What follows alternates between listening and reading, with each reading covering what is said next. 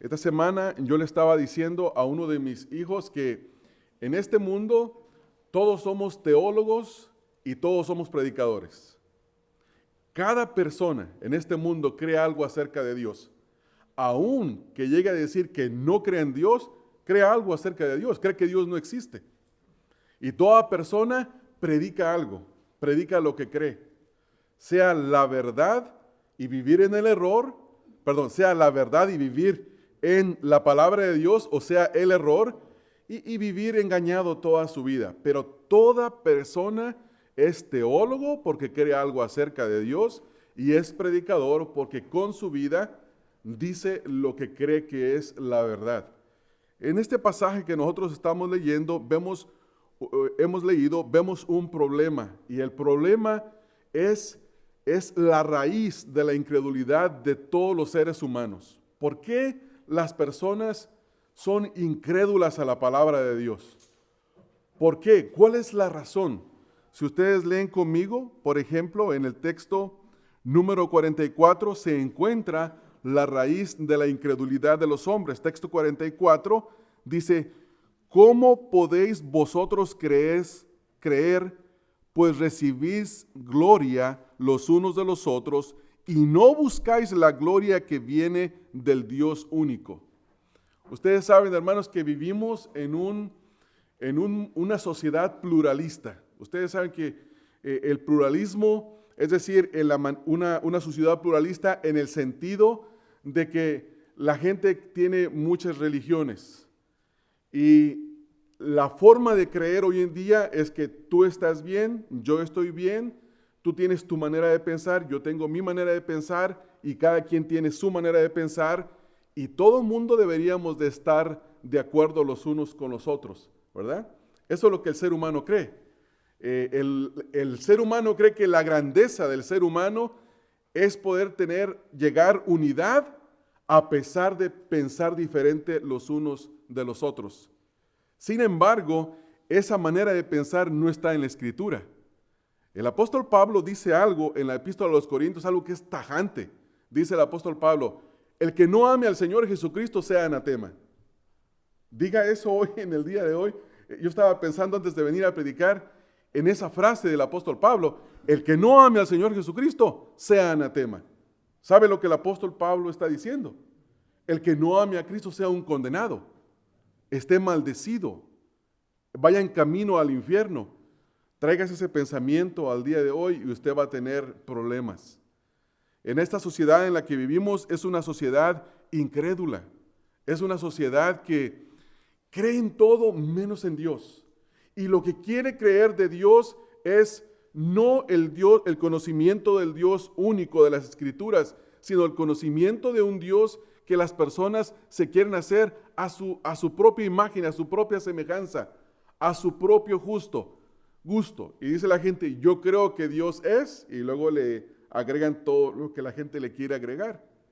Sin embargo, Dios se ha revelado en la Escritura de tal manera que nadie tiene la necesidad de definir a Dios.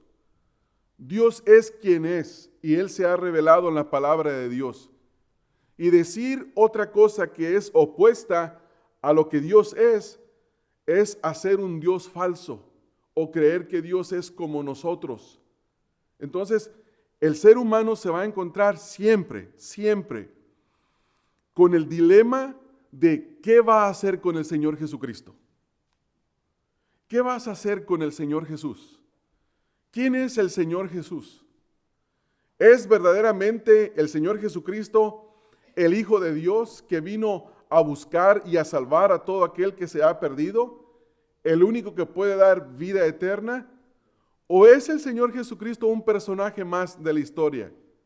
Un buen maestro, una buena persona, alguien único en su clase, alguien quien alcanzó, como dicen los hindúes, un estado de luz inigualable, alguien quien meditó mucho en sí mismo y miró muy dentro de sí mismo y sacó todo su potencial y toda la luz que estaba ahí adentro. ¿Es ese el Señor Jesús?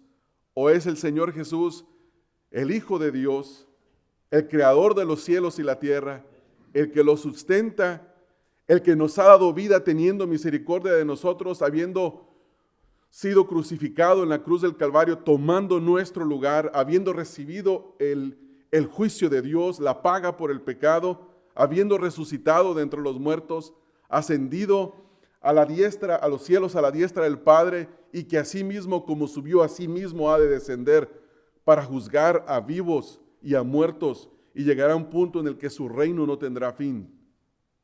¿Es ese el Señor Jesucristo? Cada quien tiene que tomar una decisión de quién es Jesús. Y este Evangelio de Juan, si ustedes van conmigo, por ejemplo, al capítulo número 20, texto número 30 y 31, el apóstol Juan nos dice que ese es el propósito del Evangelio. Evangelio de Juan, capítulo número 20, texto número 30. Juan dice que el propósito por el cual él escribió este libro, el Evangelio de Juan, es para que creamos que el Señor Jesucristo es el Hijo de Dios y para que creyendo tengamos vida en su nombre. Dice el texto 30, hizo además Jesús muchas otras señales en presencia de sus discípulos, las cuales no están escritas en este libro, pero estas, hablando de las señales que están escritas, comenzando con el punto en el capítulo 2 donde convierte el agua en vino, y después sana al hijo de un oficial de la corte, y después sana a un paralítico, y después haciendo cada uno de estos señales y milagros, y muchas otras señales y milagros que no están escritos. Dice, para que creáis, primer cosa, que Jesús es el Cristo, el Hijo de Dios, y para que creyendo tengáis vida en su nombre. Debemos de creer, de acuerdo a lo que está escrito, que el Señor Jesucristo es el Cristo. La palabra Cristo es la traducción de la palabra hebrea Mesías, el Salvador, el liberador, el libertador, el que salva a los hombres. Entonces, debemos de creer que Jesucristo es el único Salvador. No hay más. Que todos los hombres y mujeres en este mundo necesitamos salvación y que Dios ha decidido salvar a todos aquellos que creen a través de Jesucristo, porque Él es el único Mesías, el único Cristo, y que el resultado de creer quién es Jesucristo, a qué vino a esta tierra y creer su mensaje, lo que Él dice de nosotros y lo que tenemos que hacer, será tener vida eterna. Esto es lo que Juan dice. Entonces, cuando nosotros leemos el Evangelio de Juan, capítulo por capítulo por capítulo, casi versículo por versículo, observamos narrativa, historia de individuos que se encontraron con el dilema de definir quién es Jesús. Y para nosotros no es la excepción. Cada uno de nosotros debe saber quién es Jesús y saber si Jesús es el Mesías, tu Salvador, o Jesús es un buen maestro, un individuo único, un iluminado, como dicen los hindúes, o verdaderamente Jesucristo es el Mesías.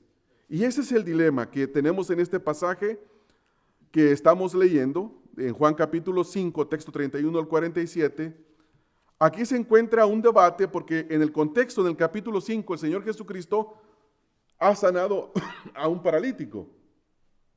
Y en esa sanidad, el paralítico recibe el mandato de levantarse y andar, tomar su lecho y caminar.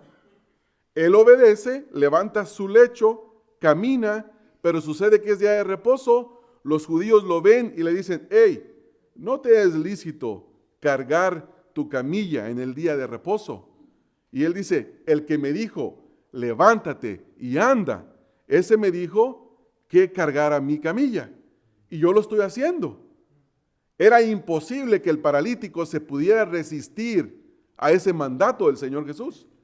Y esto causó una disputa tan tremenda, si ustedes leen conmigo, por ejemplo, en el texto número 16, que los judíos que encontraron que Jesús había hecho este milagro y había mandado esto, respondieron de esta manera.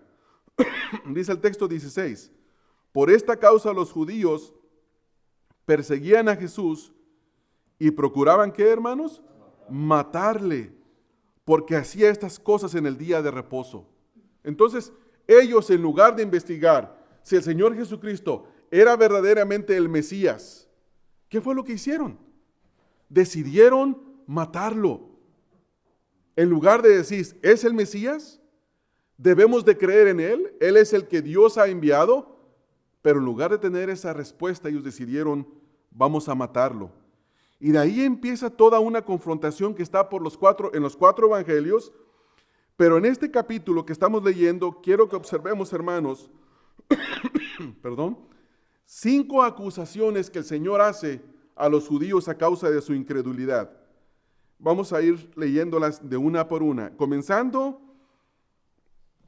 leemos en el texto número 31. Quiero explicar primero los textos 31 hasta el 38, donde está la primera acusación. Y dice el texto 31, si yo doy testimonio acerca de mí mismo, mi testimonio no es verdadero. ¿Qué es lo que está diciendo el Señor Jesús? ¿Acaso está diciendo que Él va a mentir si Él habla algo de Él mismo? No. Perdonen mi tos, no ando bien todavía. Él no está diciendo eso, hermanos. Lo que Él está diciendo es que, de acuerdo a la ley de Moisés, su testimonio de Él mismo no sería admisible en una corte, porque de acuerdo a la ley de Moisés, el testimonio lo deberían de dar 2, que no fuera la persona sobre la cual se está testificando, y eso es lo que Él está diciendo. Él no está diciendo que Él no puede dar testimonio, porque si ustedes van, por ejemplo, al capítulo 8, texto 14, en el capítulo 8, texto 14, dice, respondiendo Jesús y les dijo, aunque yo doy testimonio acerca de mí mismo, mi testimonio es verdadero, porque sé de dónde he venido y a dónde voy, pero vosotros no sabéis de dónde vengo ni a dónde voy.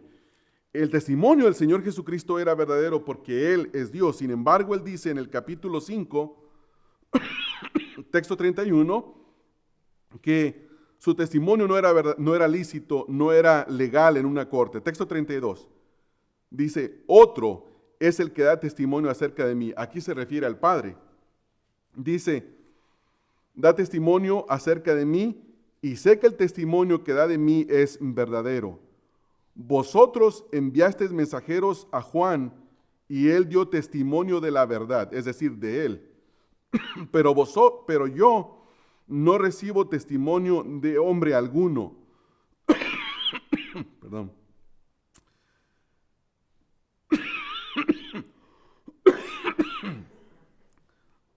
Tengan poquita paciencia, hermanos. No sé qué. Esta tos no se me puede ir todavía. ¿Perdón? Oh, buenas noches. Gracias, hijo. Entonces, hermanos, voy a tener que bajar bastante el volumen de mi voz, disculpen.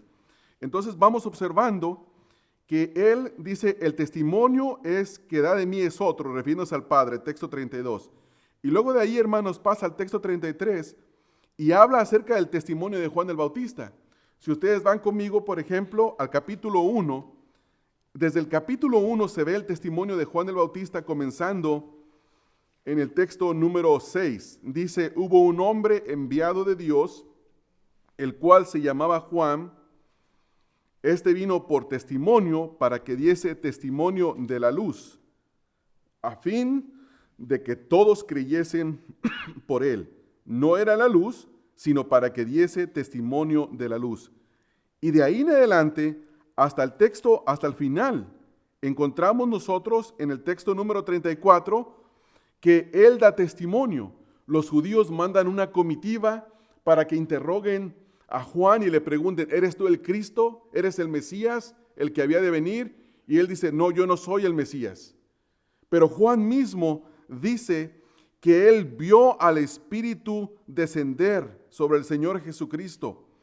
Y dice que Dios le había dicho, a quien veas que repose sobre él el Espíritu, ese es el Mesías. Entonces, Juan, el Señor Jesucristo, está diciendo aquí, en este pasaje, que Dios da testimonio de él, que Juan da testimonio de él, y en el texto número 36 dice, mas yo tengo mayor testimonio, volviendo al capítulo 5, que el de Juan, porque las obras que el Padre me dio para que cumpliese, las mismas obras que yo hago dan testimonio de mí de que el Padre me ha enviado. Tres cosas. ¿Quiénes dieron testimonio, hermanos, del Señor Jesucristo? El Padre, Juan el Bautista y las obras. Entonces, cuando hablamos de testimonio, ¿de qué estamos hablando, hermanos? De saber si alguien o algo es verdadero, ¿no es así? Y una cosa que nosotros debemos de creer es el testimonio de las Escrituras. Gracias, Gabriel.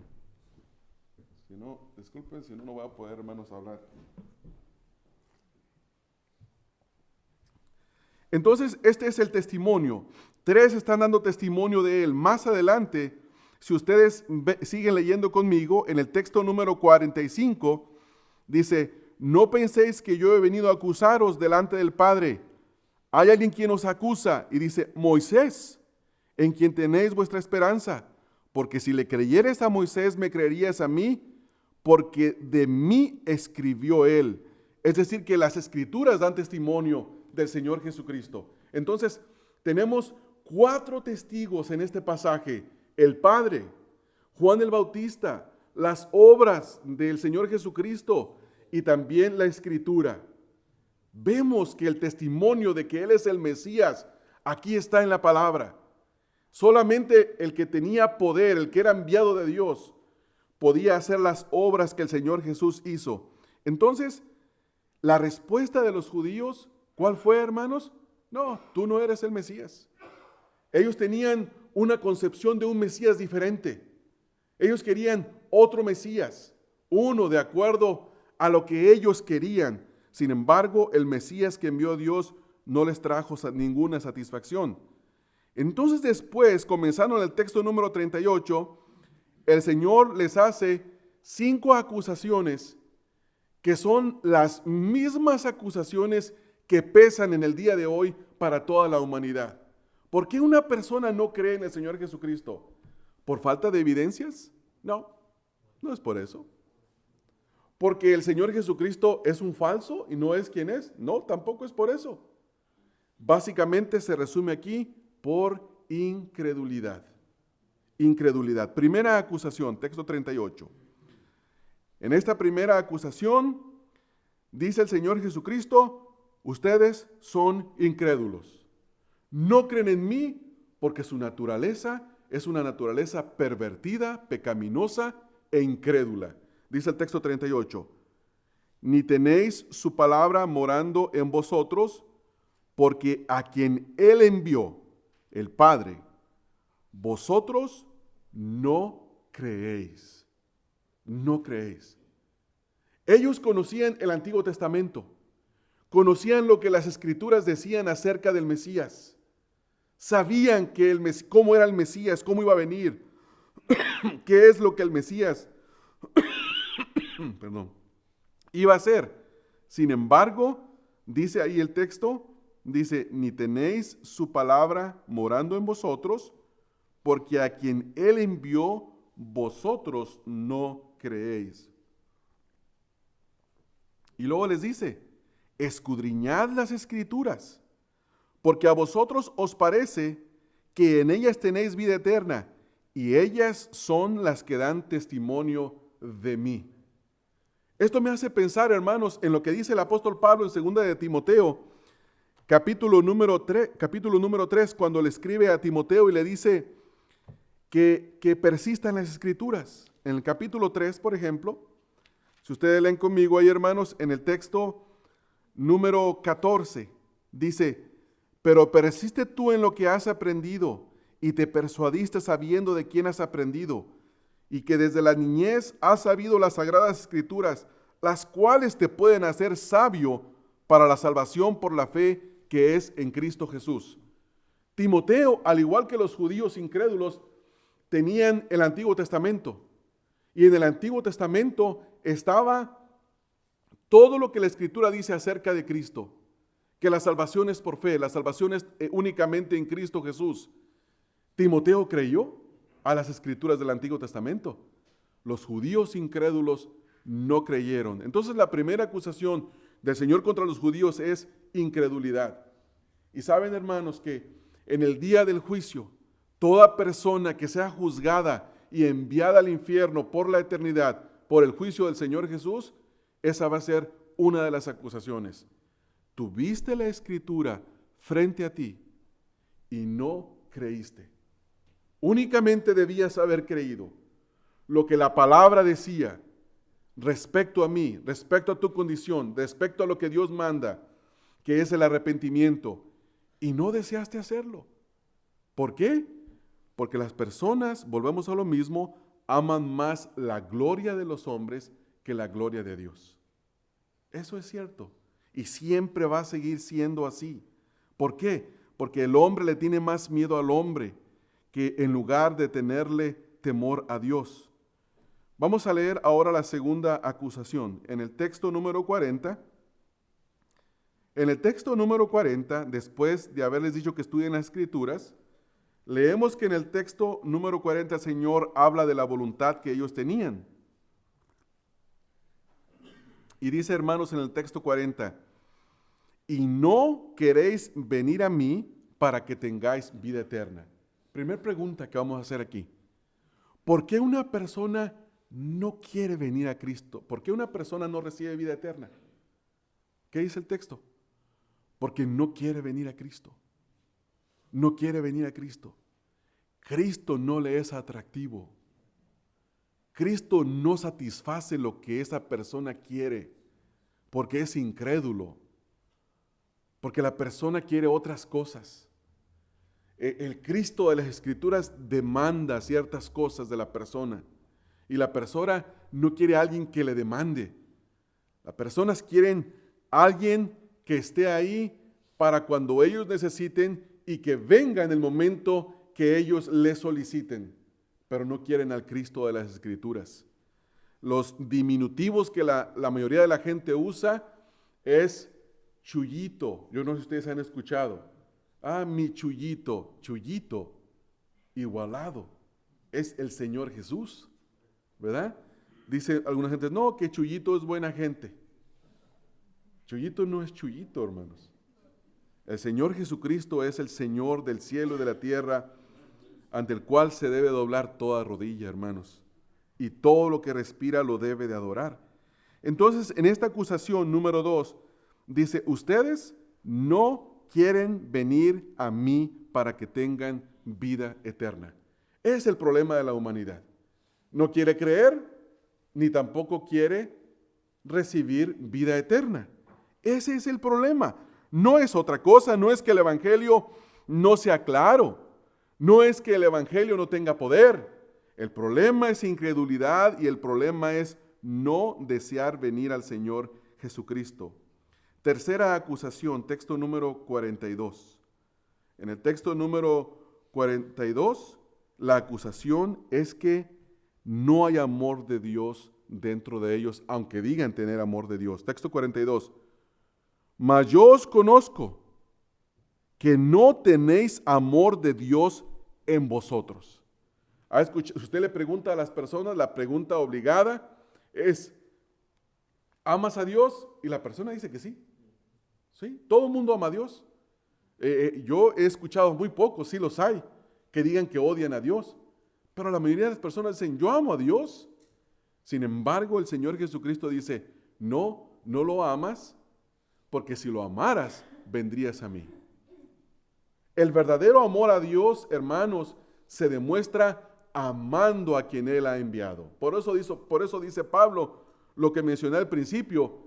Pablo dice, el que no ame al Señor Jesucristo, sea anatema. El amor a Dios no se puede demostrar de otra manera. No puedes decir que amas a Dios y que no te importa quién es Jesús.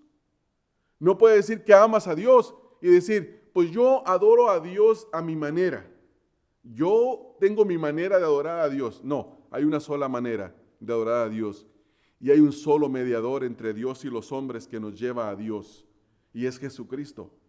Si tú no amas a Dios a través de Jesucristo, tu amor es falso. No tienes amor de Dios en ti. Y aquí era el problema de los judíos. Dice el texto, no tenéis amor de Dios en vosotros. Y esto era una acusación tremenda, hermanos. Tenemos que entender que esto no fue en privado, esto fue abierto, esto fue en público. ¿Quiénes eran los fariseos? ¿Quiénes eran los escribas? Los representantes de Dios delante del pueblo. Y Jesús les dice a los fariseos, a los escribas, a los judíos que entre comillas se sentían piadosos, les dice, ustedes no tienen amor de Dios en vosotros. Y eso era un escándalo. Eso era un escándalo. Es como decirle a un mecánico que no sabe agarrar una llave para apretar un tornillo. Es una ofensa. Hermanos, esto que el Señor les está diciendo, a nosotros tal vez en nuestra mente no nos suena tan grave, pero es más grave de lo que se escucha. Por eso dice el texto 16, querían matarlo. No creen que querían matarlo porque les caía mal. No, por lo que decía. Sus palabras eran tremendas, eran palabras que acusaban profundamente. Vamos a ver algunos pasajes que corroboran lo mismo. Capítulo 8. Si van conmigo al capítulo 8, texto 42. Capítulo 8, texto 42, por ejemplo. Dice el texto 42, hermanos, Jesús entonces les dijo, si vuestro Padre fuese Dios, ciertamente me amaríais, porque yo de Dios he salido y he venido, pues no he venido de mí mismo, sino que Él me envió. Dice, si el amor de Dios estuviera en ustedes, ustedes me amarían. Esa es una buena prueba para los cristianos. La prueba para el verdadero cristianismo, para el amor de Dios, es saber si verdaderamente amamos al Señor Jesucristo. Si verdaderamente lo exaltamos como el Salvador. Ahí mismo en el capítulo 8, vamos al texto número 47 también, dice, el que es de Dios, las palabras de Dios oye, por esto no las oís vosotros, porque no sois de Dios. Hermanos, esto me hace pensar muchas veces en nosotros, en los que decimos con nuestra boca que somos cristianos y nos congregamos. Me hace pensar mucho en que hay porciones de la Escritura o hay cosas que la Escritura nos manda y nosotros no las queremos hacer. No tenemos ninguna intención. Yo explicaba a uno de mis hijos esto de la siguiente manera. Yo le dije a uno de mis hijos, hijo, si tú sabes que Dios dice algo y que lo tienes que hacer y no lo haces, te voy a decir qué le estás diciendo a Dios. No me importa lo que dices. No quiero saber qué quieres. No deseo tu palabra, lárgate de aquí. Pero ¿verdad que se oye muy feo decirlo de esa manera? Sin embargo, eso le decimos. Nuestro silencio le dice eso. Nuestra desobediencia le dice eso a Dios. Y esto es bueno para nosotros para que nos autoexaminemos. Mire lo que dice el texto otra vez. El que es de Dios, primera pregunta, ¿usted se considera ser de Dios? No responda, piense para usted mismo. ¿Usted se considera ser de Dios? Qué bueno. Entonces, las palabras de Dios oye. Oír es sinónimo de obedecer. Por esto, no las oís vosotros, porque no sois de Dios. Una persona que no obedece la palabra de Dios muestra que no es de Dios. ¿Se da cuenta, hermanos? Este mensaje no es popular. No es popular. Incomoda a los falsos cristianos grandemente. El verdadero cristiano, si está desobedeciendo, se arrepiente y dice, Señor, dame tu gracia de obedecerte. Y el falso cristiano dice, yo no creo como dice el pastor. Lo está interpretando, híjole, ¿quién sabe de qué manera tan extremista y rara? No. Si pasaste la primaria, si leíste, si sabes leer un poquito, el texto dice, el que es de Dios, las palabras de Dios oye. Por esto no las oís vosotros, porque no sois de Dios. Es tan claro, es demasiado claro. Texto 55 ahí mismo, en este pasaje. Dice 55, pero vosotros no le conocéis, mas yo le conozco. Y si dijere que no le conozco, sería mentiroso, ¿como quién? Como vosotros. pero le conozco, y lo que dice ahí, hermanos, y guardo su palabra. ¿Cuál es la característica principal de un verdadero creyente, de uno que conoce a Dios? Guarda su palabra, obedece su palabra. Pero hay personas, hermanos, en la iglesia, de que dicen ser creyentes. Y le decimos, la Biblia dice así, así queremos hacer. Debemos de hacer de esta manera. Sí, pero es que si hiciéramos acá, esto es más fácil. No, pero la Biblia dice así, hagámoslo así como dice la Escritura. Y se van, como dice el capítulo 6 de Juan. Dura es esta palabra. ¿Quién la puede resistir? Pero mi pregunta es la siguiente. ¿Es malo que un falso convertido se separe de los creyentes por causa de la palabra? No, es bueno. Es bueno. Pablo dice a los Corintios, es preciso que entre vosotros haya disensiones para que se manifieste quiénes son de vosotros. Entonces, hermanos, necesitamos de autoexaminarnos cada uno de nosotros. Vemos la incredulidad de los judíos y decimos, oh sí, los judíos eran incrédulos. Y mi pregunta es, ¿cómo somos tú y yo, hermano? ¿Cómo somos tú y yo? Olvídate de los judíos. Olvídate de tu hermano que está sentado a un lado. Olvídate del pastor que lo tienes enfrente. Pregúntate a ti mismo. Y tú, pastor, pregúntate a ti mismo. No veas a los que tienes enfrente. ¿Cómo eres tú con la palabra de Dios? ¿Tienes el deseo de obedecerla o eres un hipócrita que sabe actuar delante de la iglesia para que la iglesia le siga haciendo su pago semanalmente y pues todo esté así, todo esté bonito, todo tenga una buena apariencia? No, hermanos, al final me pudro del infierno. Soy doblemente acarreador de condenación más que ustedes. Cada uno tiene que autoexaminarse y ver si lo que dice el texto es así, si yo lo estoy haciendo de esa manera. Entonces, estas eran las acusaciones contra los judíos. Volviendo al capítulo que estamos viendo, hermanos, capítulo 6, a este capítulo 6 vamos a ver ahora la cuarta acusación. La cuarta acusación. ¿Cuál vimos, hermano? La tercera. Es no tener amor de Dios en sí mismos. La número 4 es no recibir a Cristo. Y quiero explicar un poco qué significa recibir en el contexto bíblico, no en el contexto contemporáneo. Texto número 43. Yo he venido en nombre de mi Padre y no me recibís. Si otro viniera en su propio nombre, a éste recibiréis. ¿Qué quiere decir el Señor? ¿Qué estaban haciendo ellos?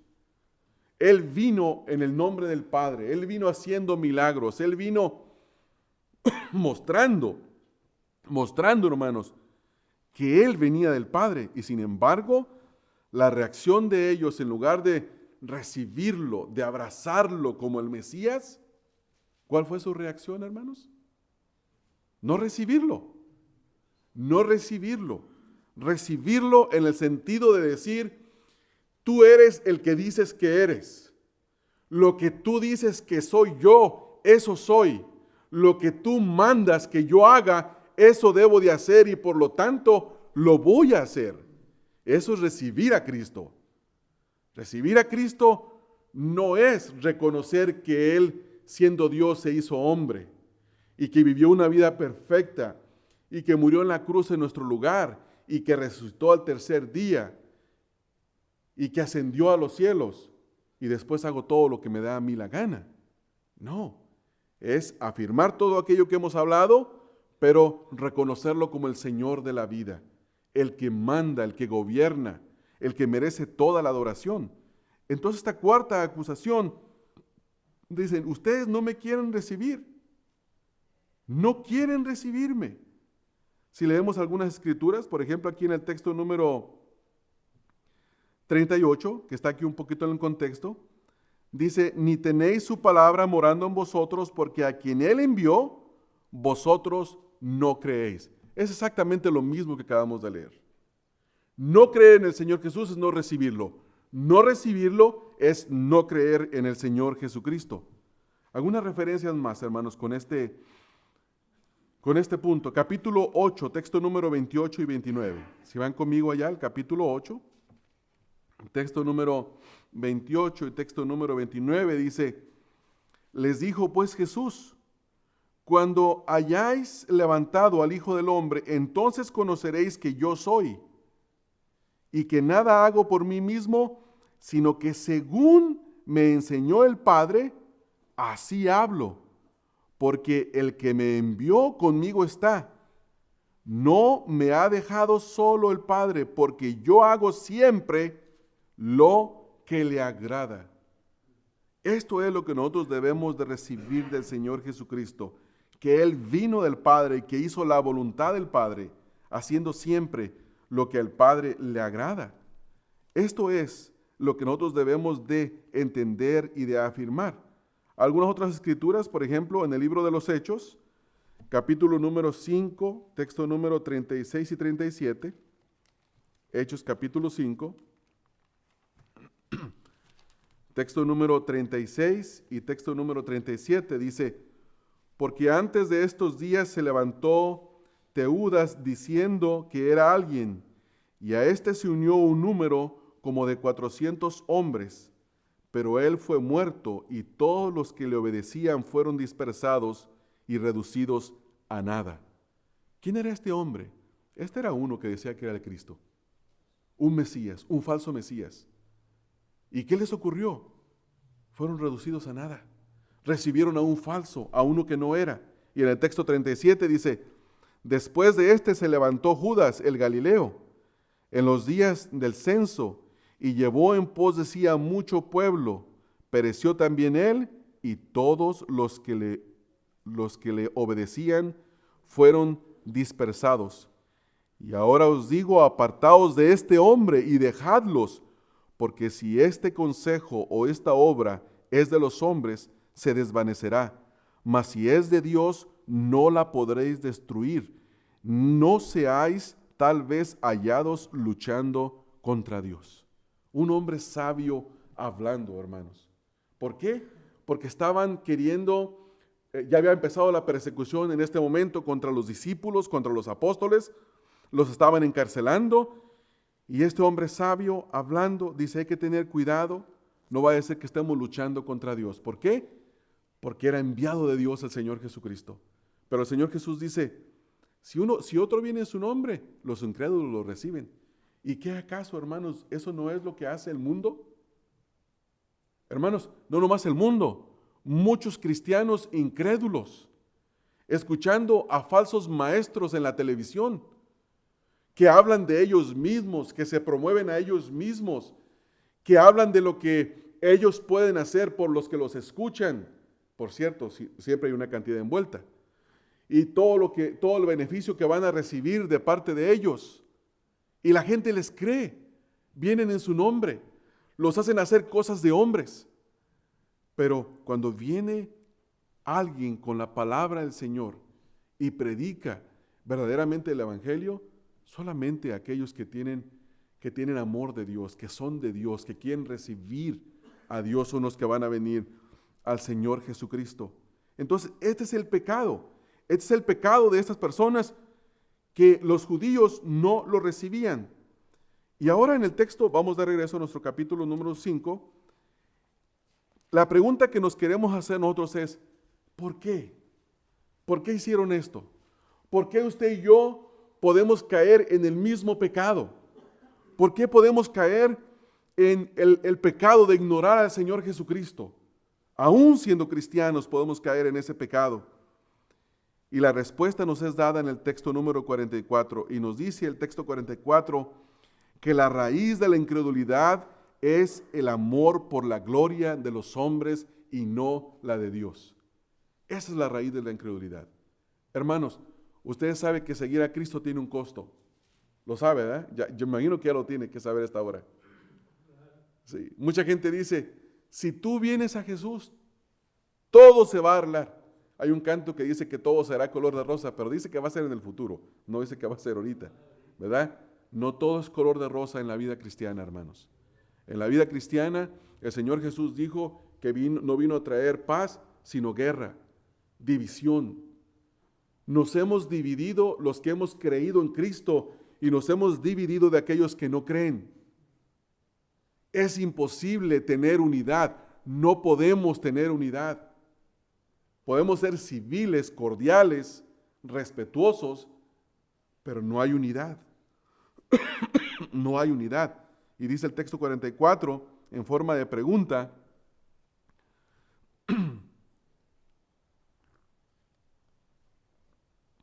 Dice, ustedes no pueden creer. Ustedes no pueden creer. ¿Por qué una persona no puede creer? Porque el costo de pagar a Cristo es alto, de seguir a Cristo es alto.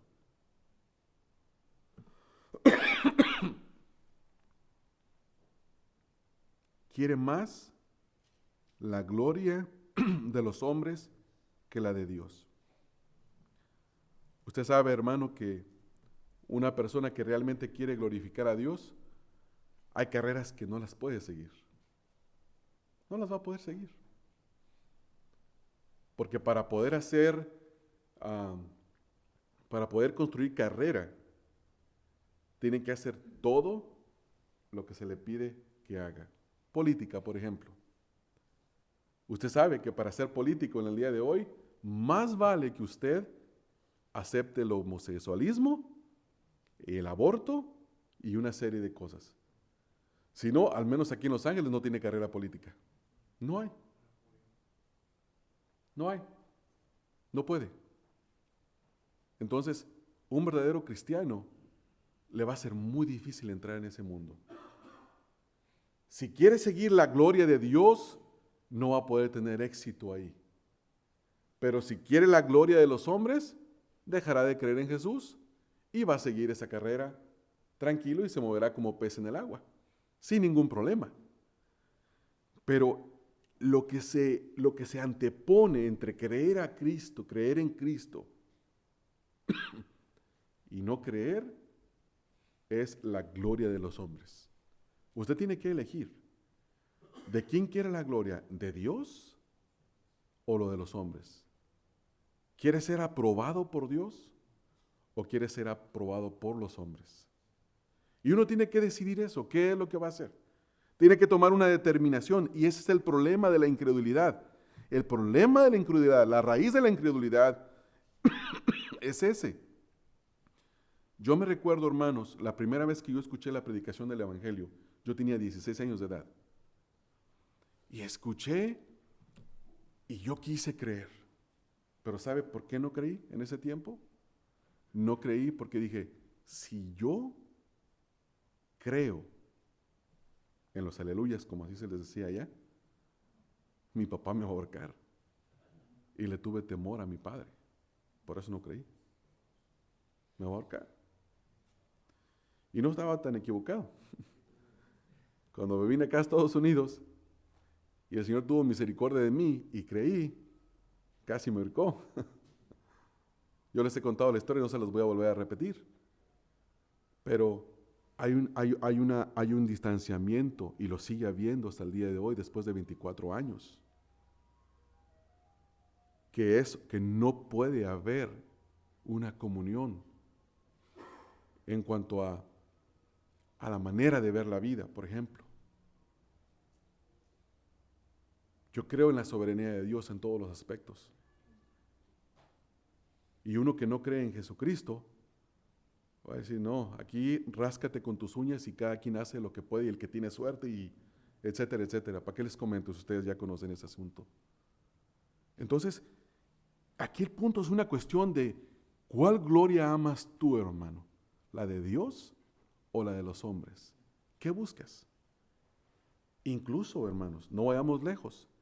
Entre el mismo caminar cristiano entre los evangélicos, si tú sigues una posición bíblica, te vas a enfrentar con muchos problemas dentro de los mismos cristianos. Hay cosas que como pastor, hay posiciones a las que tú nunca vas a poder llegar. Me refiero en cuanto a las posiciones de organizaciones cristianas y de ese tipo de cosas. ¿Por qué? Porque tú tienes que creer lo que ellos quieren que tú creas. Y si tienes una posición diferente, no te van a recibir, te sacan del círculo. Pero es mejor, hermanos, la gloria de Dios que la gloria de los hombres. ¿De qué te sirve que vengan delante de ti y te regalen un pin chiquito y te digan, el hermano fulano de tal, por sus 40 años de servicio dedicados a X organización, y te den tu pin bonito ahí? Y cuando estés en el día del juicio delante del Señor Jesucristo en las recompensas, que tú estés esperando agarrar no sé qué cosa, una gran recompensa, y no recibas nada.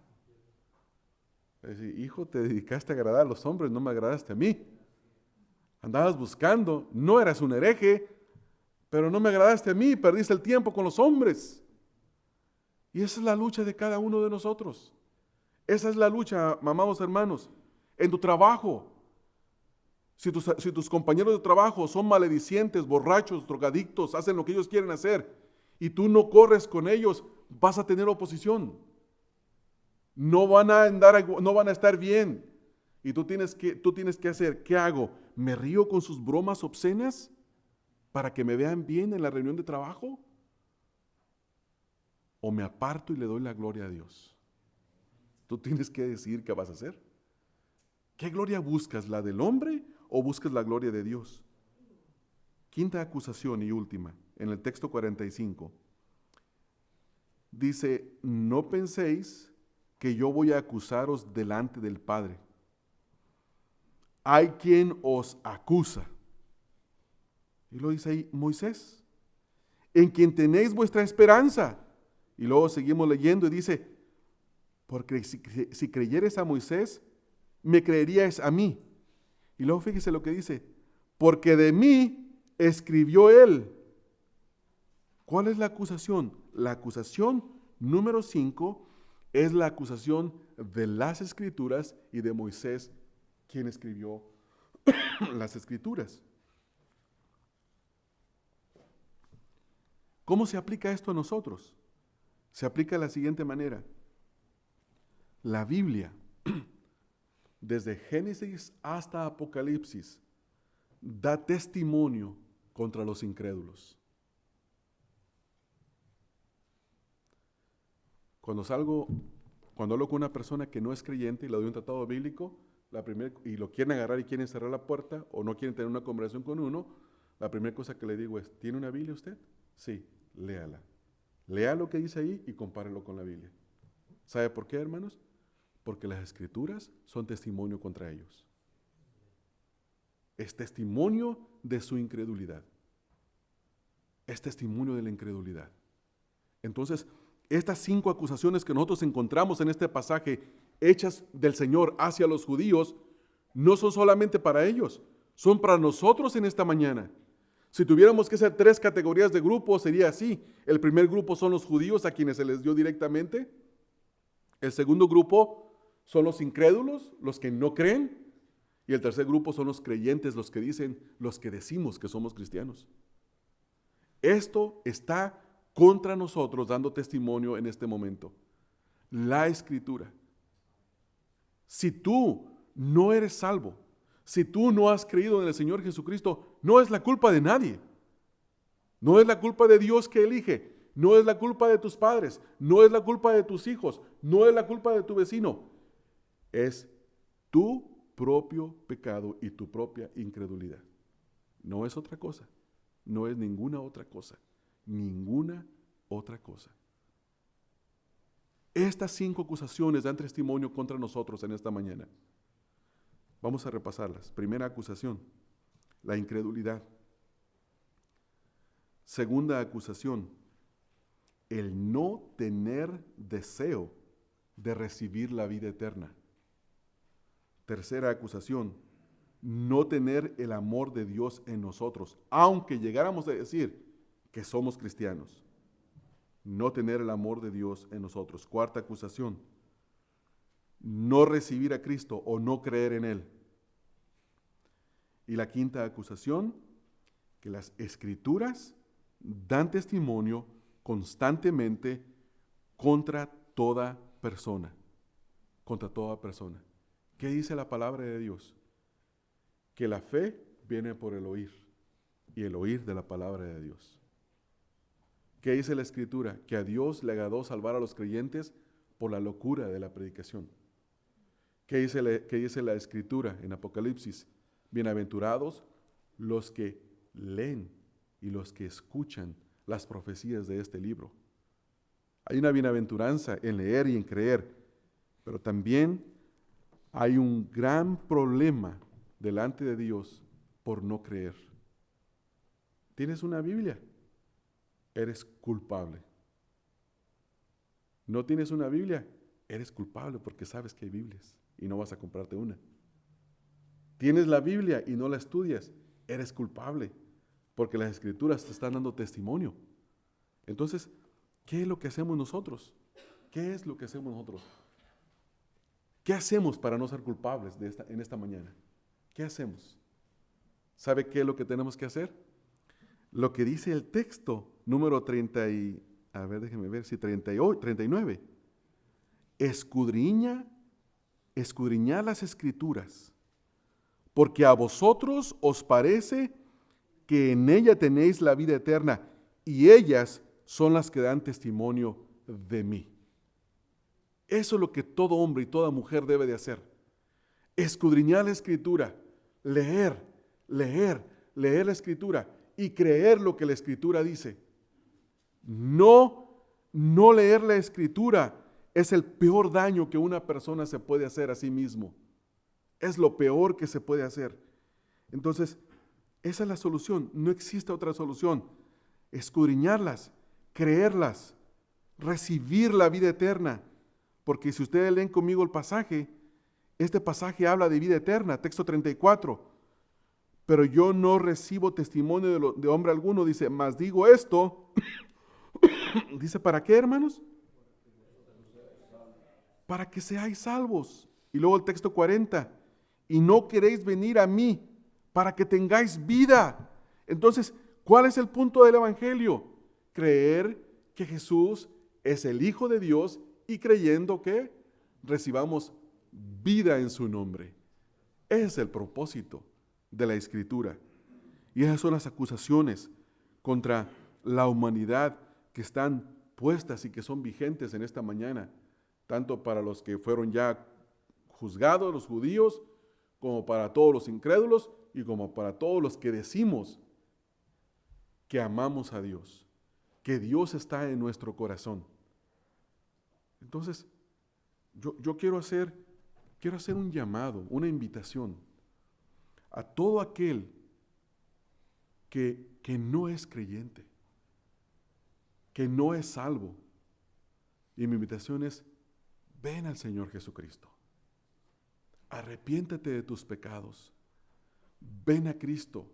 Suplica por su gracia y su misericordia. Ruega que te dé vida eterna. Y Él te va a dar vida eterna. Si vienes en arrepentimiento y si vienes sin fe. Si vienes en fe. Y si no tienes vida eterna, no es la culpa de nadie. Es tu culpa. Porque no quieres venir. Porque la invitación está dada por el Señor.